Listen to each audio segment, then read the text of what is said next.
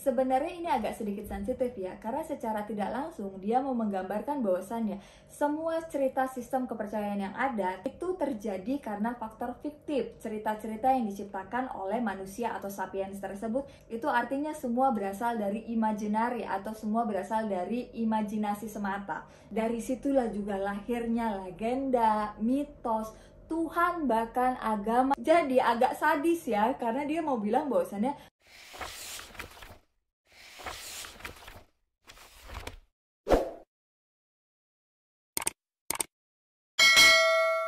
Hai Wormies, jadi kali ini kita sampai di bab kedua dari buku ini. Sebenarnya di bab kedua ini tuh dia mau ngebahas tentang revolusi kognitif. Karena dari sinilah dia mau menjelaskan kenapa kita akhirnya berbeda dengan manusia purba sebelumnya.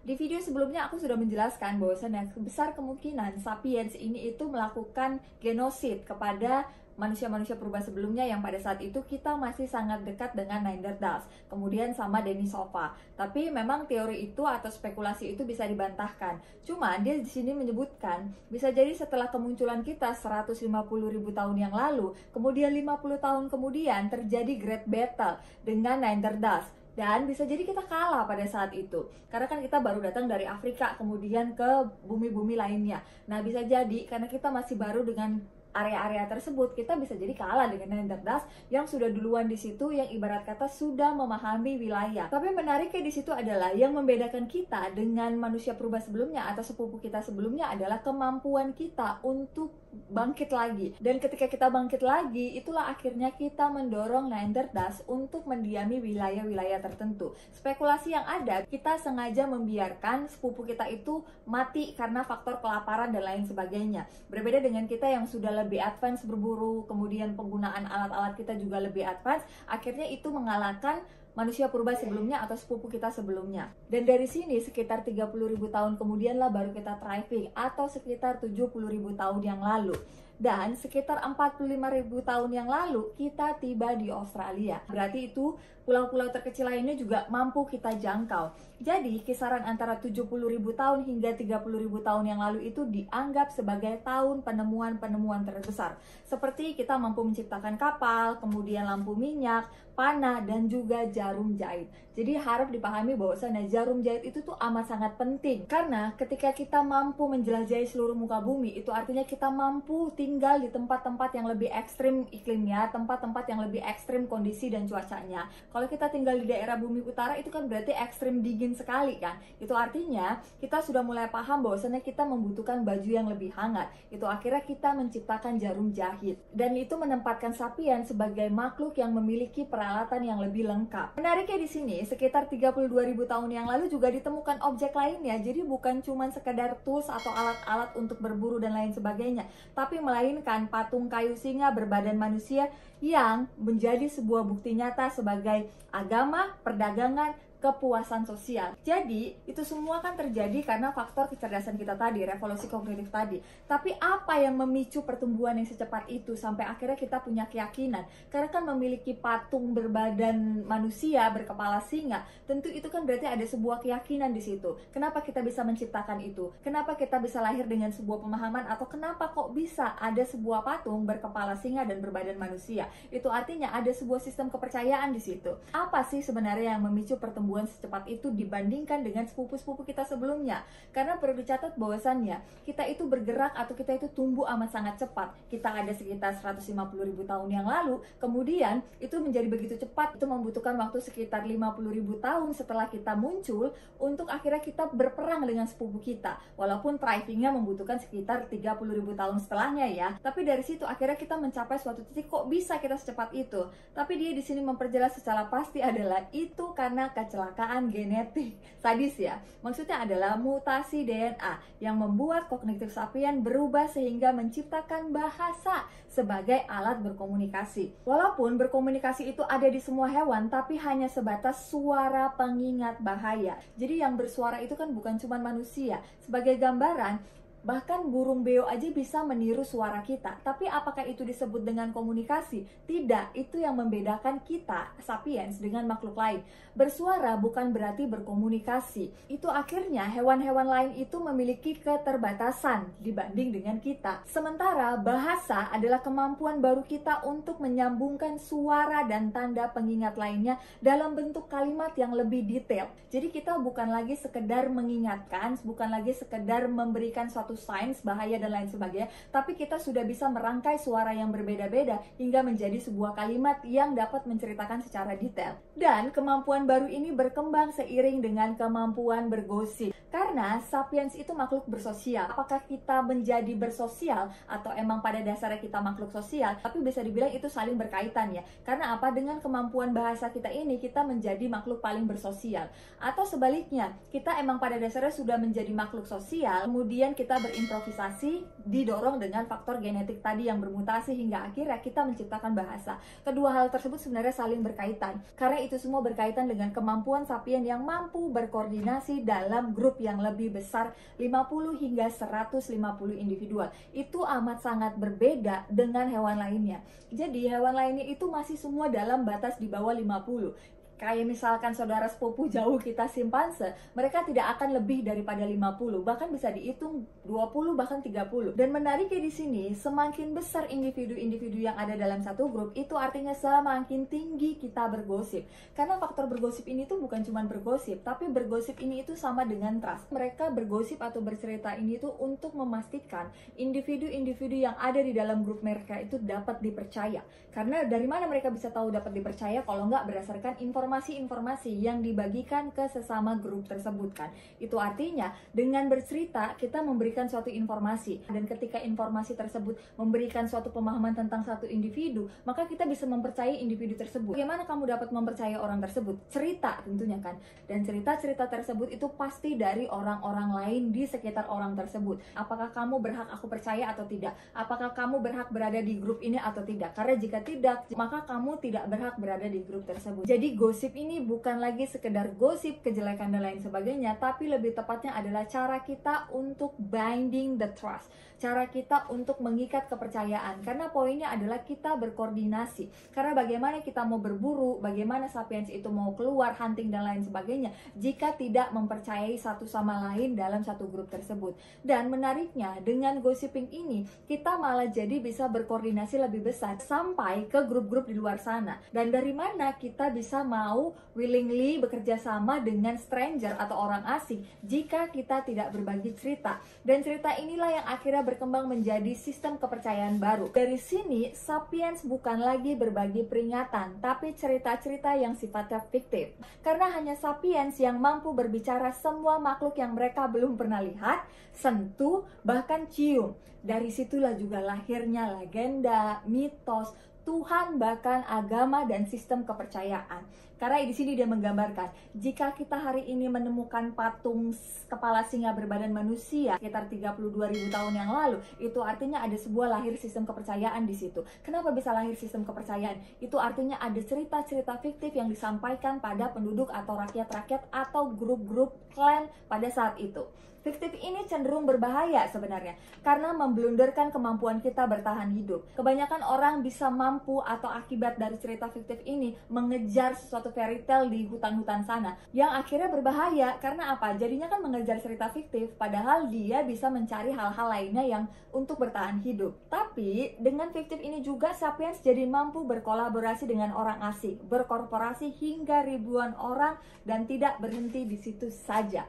Jadi dibalik fiktif ini itu ngeblunderin kita, tapi dibalik itu juga itu memberikan kita sebuah kemampuan untuk berkolaborasi, untuk berkoordinasi dengan orang asing sekalipun. Karena ini tidak terjadi di simpanse atau sepupu jauh kita itu atau dengan hewan-hewan lainnya. Karena hewan-hewan lainnya itu bersosialisasi harus dengan hugging, touching, kissing, grooming, kemudian mutual favors. Dalam arti ada suatu hierarki yang terjadi juga di situ. Makanya mereka atau dunia hewan itu mengenal alpha male, di mana kepemimpinan itu berada di alpha male-nya. Dan untuk menaiki posisi alpha male itu kan mereka harus fighting dulu, berebut teritorial kan. Sementara kita mampu berkoalisi dan kerjasama hanya bernaungkan badan yang sifatnya fiktif. Nah, perlu ditekankan, fiktif ini itu bukan berbohong ya. Jadi kalau misalnya berbohong itu misalkan aku minum tapi aku bilang aku tidak minum, itu berbohong. Tapi kalau fiktif itu kan sesuatu hal yang tidak bisa dibuktikan kebenarannya ataupun kesalahannya ataupun kebohongannya.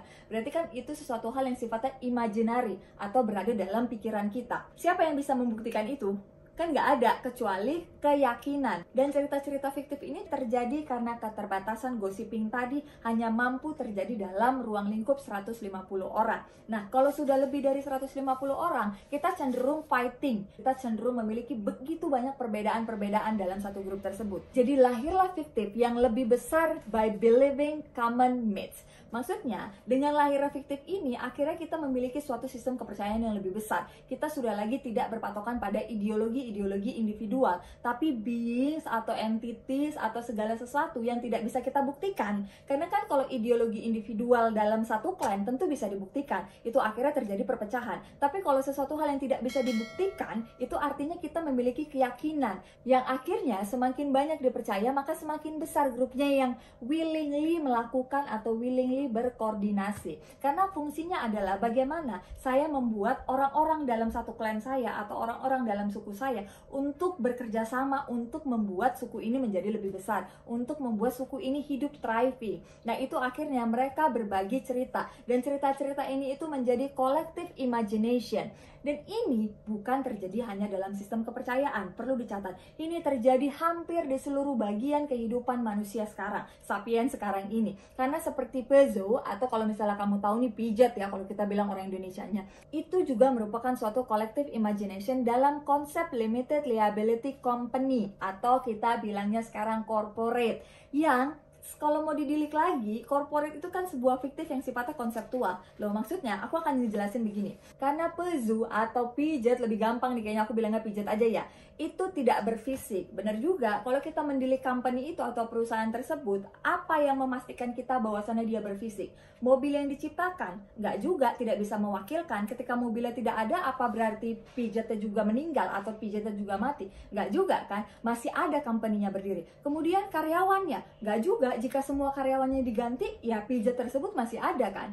Atau company-nya sendiri? Tidak juga, company-nya sendiri sifatnya kan benda mati yang ibarat kata tidak bisa berbicara gitu. Atau yang punya? Tidak juga gitu, yang punya juga sudah meninggal gitu kan. Jadi secara tidak langsung dia menggambarkan bahwasannya semua aspek-aspek tersebut bisa disebut sebagai pijat atau tidak sama sekali at the same time. Itulah yang dimaksud dengan fiktif atau konseptual berbadan hukum atau legalitas. Dan ini sama seperti agama dan sistem kepercayaan lainnya. Hukum itu sama dengan konseptual. Jadi kalau kita kenal bahwasannya agama itu sebuah konseptual, walaupun ini mungkin banyak diperdebatkan orang, tapi berdasarkan tingkat kecerdasan sapiens, itu adalah sebuah cerita-cerita fiktif yang diciptakan hingga diyakini semakin banyak orang. Itulah tadi collective imagination. Yang semakin diyakinin banyak orang, maka semakin berdiri. Seperti uang kita yakinin sebagai hal transaksional, karena kita meyakinin seperti itu. Karena banyak orang yang meyakinin seperti itu. Akhirnya bahasa sekarangnya kita sebutnya matrix. Tapi apakah matrix tersebut salah? Kemudian matrix tersebut jahat seperti yang digambarkan sekarang? Karena kalau kita mau mengeliminate matrix yang ada sekarang, itu artinya kita juga harus mengeliminate sistem kepercayaan yang ada dong. Karena kan sistem kepercayaan itu juga merupakan konseptual yang diyakinin semakin banyak orang. Dan semakin banyak diyakinin orang, itu artinya semakin hadirlah dia dalam bentuk yang tidak bisa dipegang sebenarnya. Mau itu dari sistem kepercayaan atau matrix-matrix yang lain, itu memiliki konsep inisiasi yang sama dengan mantra-mantranya juga. Contohnya dia menggambarkan di sini seperti pemuka agama. Tentu pada saat dia berdiri dengan jubah dan pakaiannya, kemudian dia merapalkan ayat-ayat, maka orang-orang yang mendengar tentu akan meyakininya. Benar kan? Nah, begitu juga dengan hukum atau jaksa itu sama saja. Ketika mereka berdiri dengan jubah-jubah jaksanya, jubah-jubah hakimnya, kemudian merapalkan ayat-ayat, pasal, dan lain sebagainya, tentu kita hidup dan bernaung dalam payung itu dan kita meyakini itu. Itulah akhirnya dia menyebut itu sebagai konseptual. Dan itu tidak berhenti di situ saja. Itulah akhirnya membentuk suku, ras,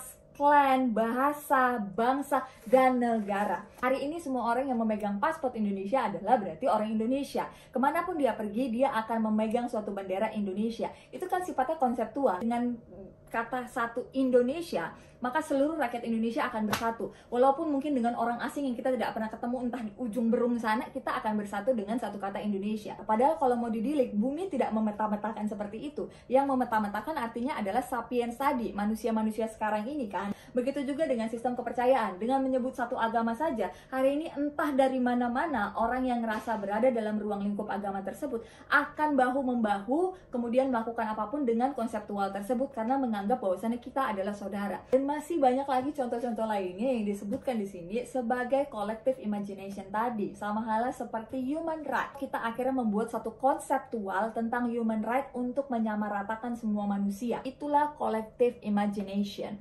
Dan ini semua terjadi karena sapiens bypassing the genome atau DNA, tadi mutasi genetik. Walaupun sikap bergantung pada lingkungan, namun tanpa mutasi genetik, kita tidak akan menjadi sapiens seperti hari ini. Karena tanpa genetik atau tanpa mutasi genetik, kita akan tetap berada dalam ruang lingkup yang tidak berkembang. Contohnya adalah sepupu jauh kita Homo erectus yang bertahan dengan stone tools-nya dia, alat-alat batunya dia yang ala kadarnya selama 2 juta tahun. Cukup lama kan jika dibandingin dengan pergerakan Homo sapiens yang bisa dibilang cuman di bawah 200.000 tahun, tapi kita thriving sampai hari ini segitu besarnya dengan berbagai macam teknologi yang kita punya. Dan ini terjadi karena faktor mutasi genetik tadi. Karena dia menjelaskan di sini secara pasti, sikap dan kecerdasan itu dua hal yang berbeda. Revolusi kognitif mendatangkan dua hal ini. Dan yang paling kontras dari revolusi kognitif ini itu adalah sikap. Karena hari ini kita bertindak berdasarkan sikap, di mana sikap itu berdasarkan lingkungan, dan kita tidak mendilik lagi dari faktor DNA atau faktor genetiknya. Karena contohnya begini, ketika seorang pemuka agama mengambil sumpah untuk tidak menikah atau tidak memiliki keturunan, itu tidak ada sangkut pautnya dengan genetik kita, tidak ada sangkut pautnya dengan DNA kita. Secara DNA, kita ini makhluk bereproduksi. Tapi kenapa seorang pemuka agama mengambil sumpah seperti itu? Itu artinya mereka mengambil peran-peran tersebut berdasarkan sikap, dan sikap itu berdasarkan lingkungan. Sementara seharusnya kita mendilik sapiens ini berdasarkan kecerdasan. Seharusnya, itu artinya kita harus melihat dari DNA kita. Namun DNA itu selalu dipiksakan dan selalu diletakkan sebagai biologi semata. Dan ketika kita mau mendilik tentang manusia, kita mendiliknya dari faktor sejarah. Itulah akhirnya lahir prasejarah. Untuk memeta-metakan, kita meletakkan prasejarah itu sebagai gambaran sebelum manusia.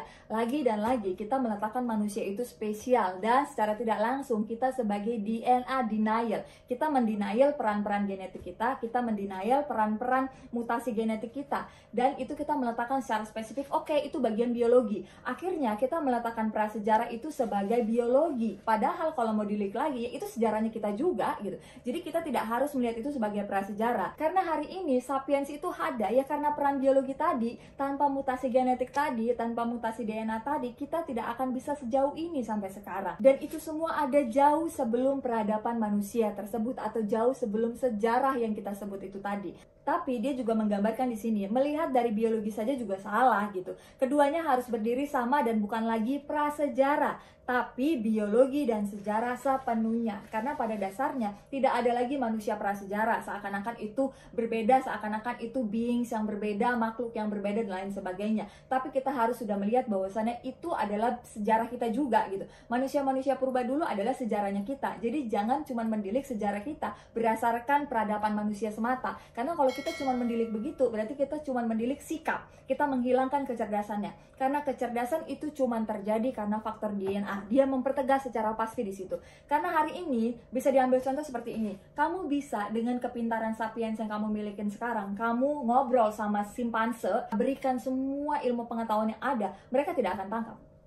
Mutlak mereka tidak akan tangkap. Karena emang apa? Faktor DNA-nya tidak mampu mencakup, tidak mampu menangkap semua kemampuan tersebut, semua kepintaran tersebut. Itu artinya DNA lah yang mempengaruhi kecerdasan manusia, bukan sikap, bukan lingkungan. Itu artinya DNA lah yang berperan paling besar untuk membuat kita hari ini berdiri sekarang. Sebenarnya ini agak sedikit sensitif ya, karena secara tidak langsung dia mau menggambarkan bahwasannya semua cerita sistem kepercayaan yang ada ataupun konseptual lainnya itu terjadi karena faktor fiktif. mengutip cerita-cerita yang diciptakan oleh manusia atau sapiens tersebut hingga akhirnya membentuk social structure, hingga akhirnya membentuk suatu bangsa, suku, dan lain sebagainya.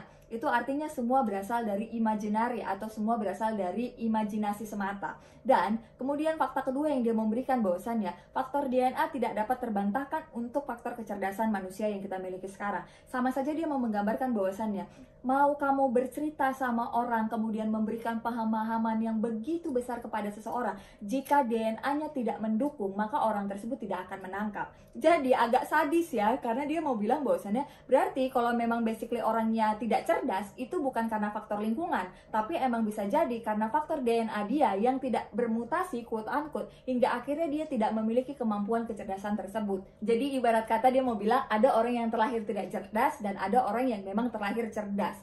Karena secara pasti dia mau menggambarkan bab kedua ini sebagai revolusi kognitif yang disebut sebagai the tree of knowledge, pohon pengetahuan. Dan itu dimasukkan ke dalam faktor genetik dan DNA kita yang memberikan kita kemampuan untuk berbicara, kemudian kita menceritakan cerita-cerita fiktif yang akhirnya menjadi sebuah konseptual yang dipercaya oleh sapiens-sapiens yang ada pada saat ini. Padahal seharusnya kita mendilik dari faktor DNA, tapi ketika kita membahas tentang manusia, kecenderungan orang akan melihatnya dari faktor sejarah dan membuat itu bahkan dibedah lagi, dibagi dua lagi menjadi prasejarah dan sejarah. Kita menganggap yang sejarah adalah kita peradaban manusia sapiens modern ini, kemudian kita menganggap bahwasannya apapun yang ada di prasejarah tersebut adalah bukan bagian kita. Itu ironisnya dari bab kedua ini yang aku tangkap. Sebuah pil pahit yang harus kita telan bersama-sama di sini sebagai sapiens yang katanya manusia bijak tapi sepertinya tidak bijak-bijak amat. Jujur masih banyak lagi informasi, seperti biasa ini buku banyak banget informasinya. Buat kalian aku rekomendasi untuk baca langsung. Dan thank you for watching.